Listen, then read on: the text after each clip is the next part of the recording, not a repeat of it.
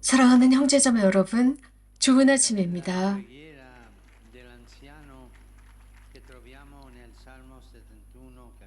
우리가 들었던 시편 71편의 그 아름다운 기도를 드린 그 노인의 기도는 우리를 격려하고 있습니다.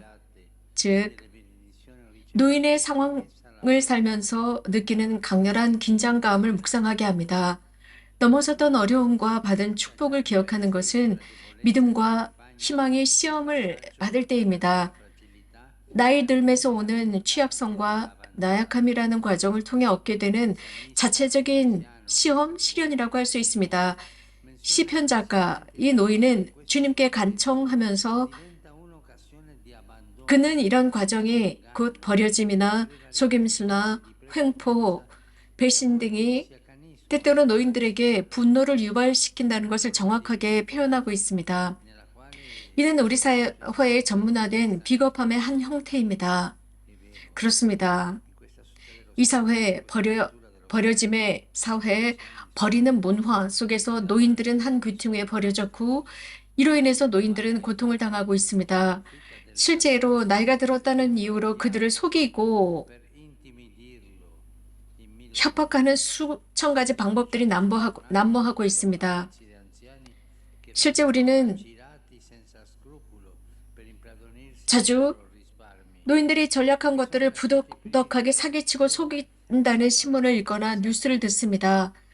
혹은 보호받지 못하고 방치되거나 버려진 노인들, 혹은 그들의 권리를 포기하도록 갖은 야비한 방법을 동원하며 협박하는 형태들입니다. 뿐만 아니라 안에서도 이런 일들이 일어나는데 심각한 것입니다. 가족 안에서 이런 잔인한 일들이 자행됩니다. 양로원에 방치되고 버려진 노인들,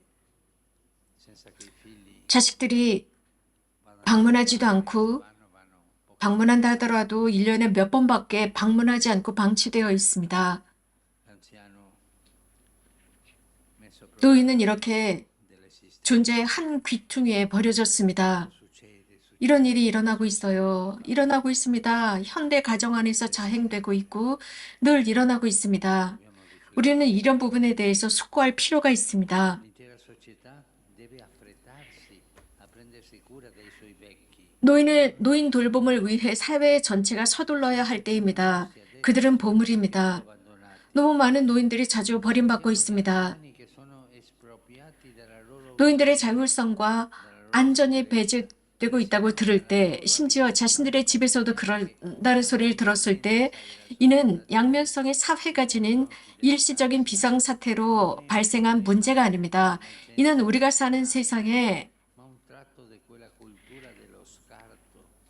독이 되어버리는 문화가 있기 때문입니다. 시편에 등장하는 이 노인이 하느님께 자신의 비통함을 고백합니다. 제 원수들이 저를 헐뜯고 제 목숨 노리는 자들이 함께 모의합니다. 하느님께서 그자를 버리셨다. 구해줄 사람이 없으니 너희는 쫓아가 붙잡아라 라고 합니다. 라고 고백합니다. 이 결과는 치명적입니다. 노년은 그 존엄성을 상실할 뿐만 아니라 정말 노년을 계속할 가치가 있는지조차 의심하기 시작합니다. 그래서 우리 모두는 자신의 취약함을 숨깁니다. 질병도 숨깁니다. 우리 나이도 숨기고 늙고 있음을 숨기고 싶은 유혹을 받는 것입니다. 왜냐하면 이런 모든 것이 우리의 존엄성의 상실에 서곡이 될까 두려워하기 때문입니다. 그렇다면 우리 자신에게 질문을 던져봅시다. 이러한 감정을 유발하는 것이 인간적인 것인가? 이렇게 선진화되고 유능한 현대 문명이 질병과 늙음을 불편하게 여기면서 질병을 숨기고 늙음을 숨기려고 하는 것이 왜 그럴까? 그리고 정치는 존엄한 생존의 한계를 주장하면서도 환자들과 노인들과 함께하는 사랑스러운 공존의 존엄에 대해서는 왜 냉담한 것일까입니다. 우리가 들은 노인의 그 시편에서 이 노인은 자신의 노년을 실패로 인식하지만 곧바로 주님 안에 신뢰를 갖게 됨을 재발견하게 됩니다. 그래서 도움이 필요하다는 것을 깨닫고 하나님께 향합니다. 성 아우스틴께서는 이 시편을 해설하면서 노인에게 이렇게 권고합니다. 당신의 노년 시기에 버려짐을 두려워하지 말라. 주님께서 당신을 버릴까 두려워하는가? 힘이 소진했을 때 노년으로 당신을 밀어낼까 두려워하는가? 그렇지 않다. 당신의 힘이 소진될 때 그분께서 힘이 되어 주실 것이다 라고 성 아우스틴께서 말씀하십니다.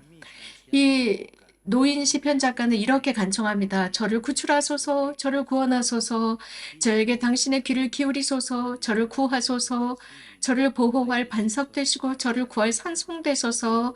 당신은 저의 바위, 저의 성곽이시나이다.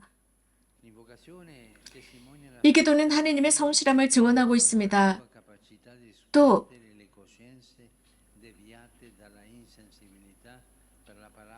그 온전성에 보존되어야 할 필연적 죽음에 관한 냉담함으로부터 변형된 의식을 뒤흔들 수 있는 그분의 능력을 청하고 있는 것입니다. 그는 계속 이렇게 기도합니다.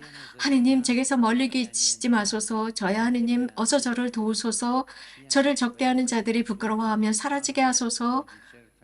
저의 불행을 꾀하는 자들이 모욕과 수치로 뒤덮이게 하소서라고 기도합니다. 실제로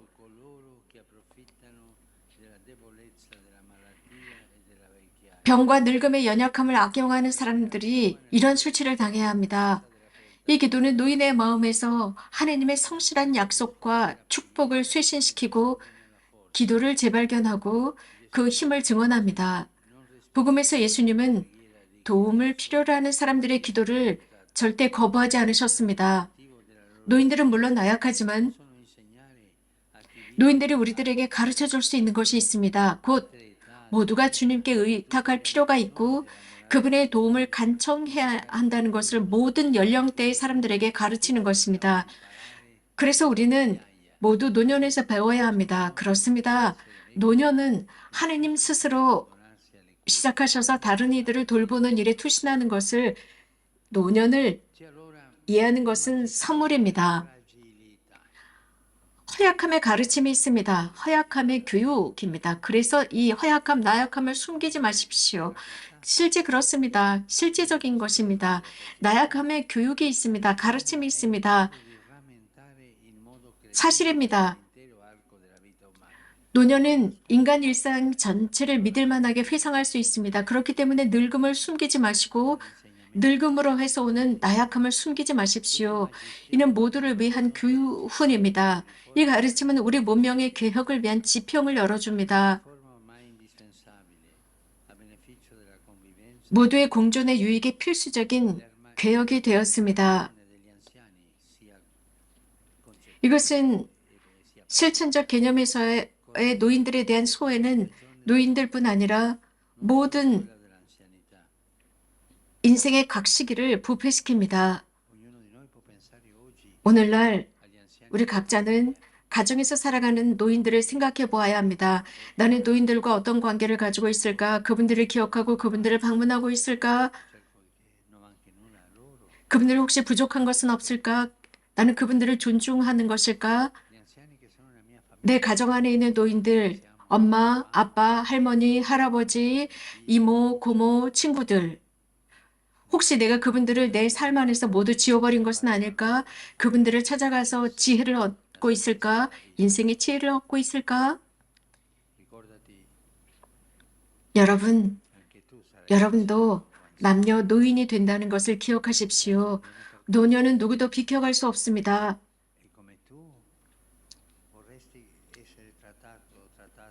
여러분이 노년에 대우받고 싶은 대로 현재의 노인들을 대우해 드리십시오.